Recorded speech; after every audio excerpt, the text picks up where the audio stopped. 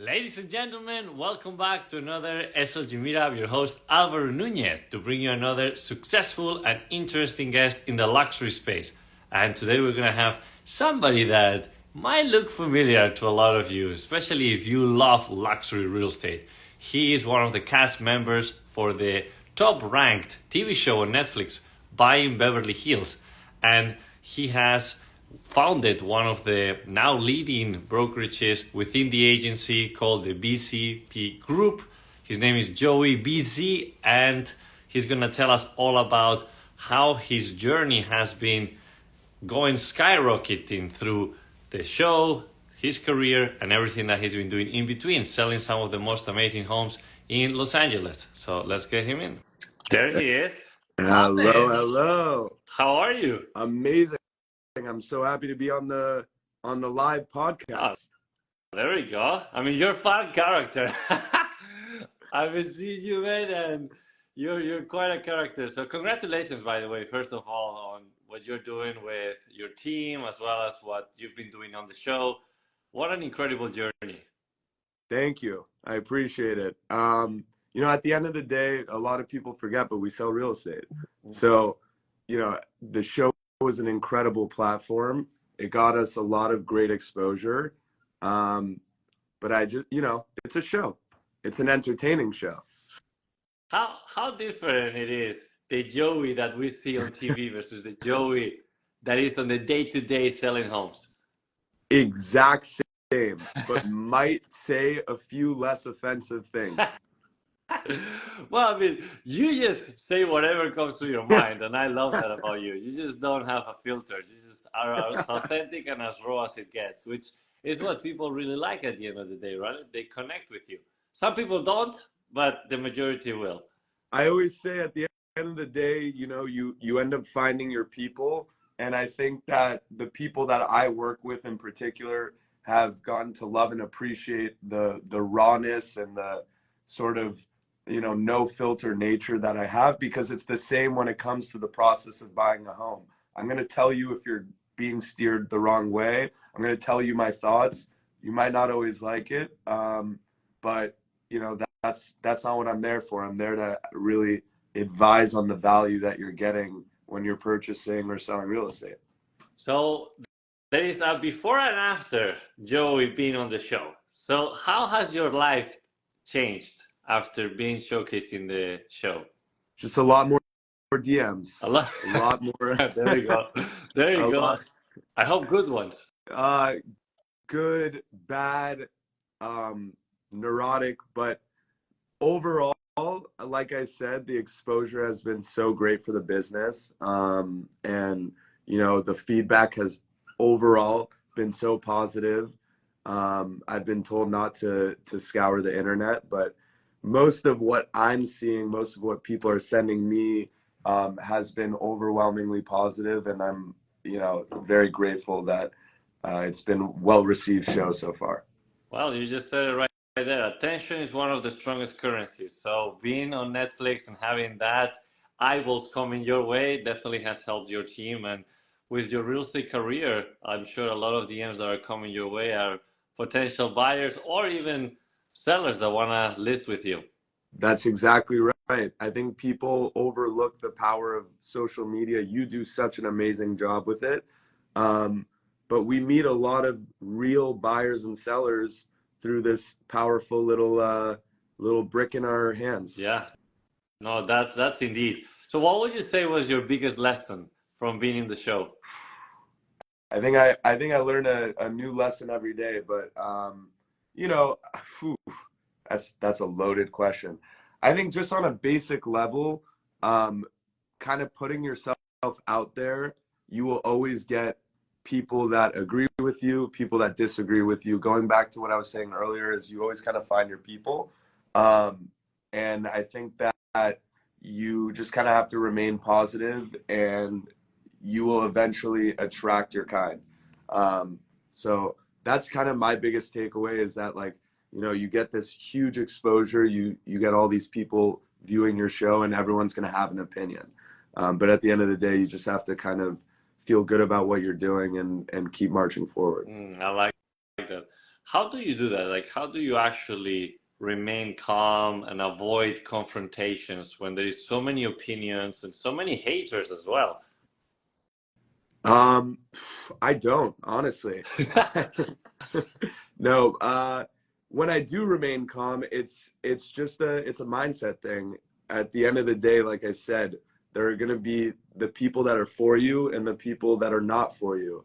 And the haters, so to speak, they probably were never going to be a good fit for me anyways. So in a sense, by this getting, this show being out there, everything about me being out there kind of expedites that process. Now, I'm not saying, you could see me on the show and be like, wow, I really hate that guy, and then meet me in person and have a totally different opinion. That's happened once or twice. But overall, I think it kind of just helps expedite that process of, figuring out who my people truly are. So tell me a bit about the team, right? The agency. And it was a lot of fun because we were shooting the second season here in Miami in one of the listings that we had in there. And I was like, where is Joey? Uh, That guy's missing. they We didn't miss want him me here. there. I was too much of a liability for Miami. Oh, oh, there we go. It is true. Miami can be a dangerous place for some Yeah. people. No, but that was a lot of fun. How do you keep that, I guess, teamwork on and growing in that direction? Because I see that you guys travel together, but there is also the drama in between. Like, how do you keep that healthy environment? I mean, we just do. It's always been about priorities, and I think everyone in our office that at least that I work closely with, um, we're all lucky enough to be surrounded by people who have the same priorities within, work, life, goals, and I think that despite whatever drama you may see unfold, everyone at the end of the day shows up to work every day, and our priority is selling real estate and bringing value to our clients. Um, and we can push our problems aside, push our ego aside, and our camaraderie is second to none. So, and I think you can see that through the show, through all the drama. You do see a lot of really true love and teamwork. I like that the agency has those rules, and one of them is no assholes, right? I So, know, and somehow I'm here. the, yeah, I mean, like, come on, you're breaking rules. No, I'm kidding. No, you're good. You're good. But so let's talk real estate. How is the market currently in LA? Because I see that there has been a lot of things going on and there's new laws. So how is it? That's a great way of describing it. First of all, there's so many headwinds in this market between interest rates, which affect the market globally, and then specific to our market is the mansion tax called Measure ULA. There's wildlife ordinance peeking its head. So there's a lot of headwinds and potential headwinds that we're dealing with here.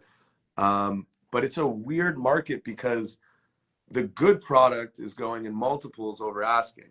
So we still have that environment. But at the same time, there's property that, maybe a year and a half ago would have sold in multiples that has been sitting, no offers, absolutely stagnant. So I think this is, a great time for sellers to get realistic about price, knowing that there are real buyers, things are going in multiples. But, sellers that are even marginally overpriced right now are getting punished. Right. So kind of putting back into reality the price. We're experiencing something similar here in Miami, right? Where during COVID prices went completely up, and now all sellers are just wanting to keep that right of like, hey, let's keep Yeah. selling at that price point. But then what happens is what you mentioned. Then there's still those buyers that buy overpriced, and then the market kind of like fluctuates a little bit. So it's interesting to see what's going on in LA for sure with all these laws. But I'm curious to see from your angle, as now being on the show, are leveraging that to get listings and to market them. Because I love that in the show on the second season, you were marketing the ranch that you guys had for sale. That was like a lot of fun. So what's your main go-to right now for marketing a home? So like I said from the beginning, right now what we're doing is an incredible tool, but kind of getting a lot more savvy with the content, a lot more savvy with the social media. We obviously have already, if you want to check out our website and do some digging, you can see that we put a lot into kind of creating a cinematic experience for our higher end listings, and listings at any level pretty much. But I think sort of the experience that you have from a cinematic perspective really can create an emotional experience while you're viewing the listing. So we put a lot into that, and then social media exposure, and just using the internet and beyond. I like that. I like that. No, it's fun. It's fun to watch for sure. So, what will you tell your younger self if you had to start over? Don't say that. Don't say that. There's a few times I would have said that in my life. That's funny. No, I think I would have told myself to just go harder. Go You harder. just always go harder. Sometimes we cruise a little bit, huh? Yeah. We can always go a little bit harder. Absolutely. No, that's a good point. That's a good point. It's a good reminder for especially the younger ones starting. It's like now is the time to push because it compounds, right? Yep. So listen, I always have this question for all of our guests, and I'm very curious to know what is actually luxury to you? Luxury to me is more about the client experience than the price point. I think it's about servicing certain people that expect a return and experience, and expect certainty. And obviously there's no way of guaranteeing certainty, especially in this kind of market. But what you can do is you can provide that white glove service and have the client understand that you're with them every step of the way. And I think, we do that with the way that we handle every single client. I like that. I like that. Well, yeah, I mean, listen, the experience at the end of the day is what will differentiate the whole process. So, and you guys are doing that. I can see that. So I'm excited. Are you guys coming back to Miami? Are you coming to visit us? Hopefully when the cameras are off. Oh, yeah. Well, listen, then come anytime then. Formula One is happening in May, so put it on your calendar. We'll maybe see you for that. All right, sounds good. Well, Joey, for those that want to check more about what you're doing with the BZP Group or any listings that you have, where can they find you?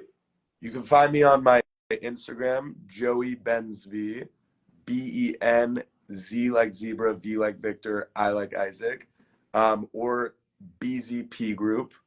That's you could just find it on Instagram or online. And for those that have not checked it out yet, please go on Netflix, Buying Beverly Hills, and check what Joe is all about. You might love him, you might hate him, but if you're listening to this conversation, he's a great dude. He's really down to earth and has done amazing. So I appreciate you again for being here with us today and can't wait to see you soon. Thank you for having me. I really appreciate it. We'll see you in Miami.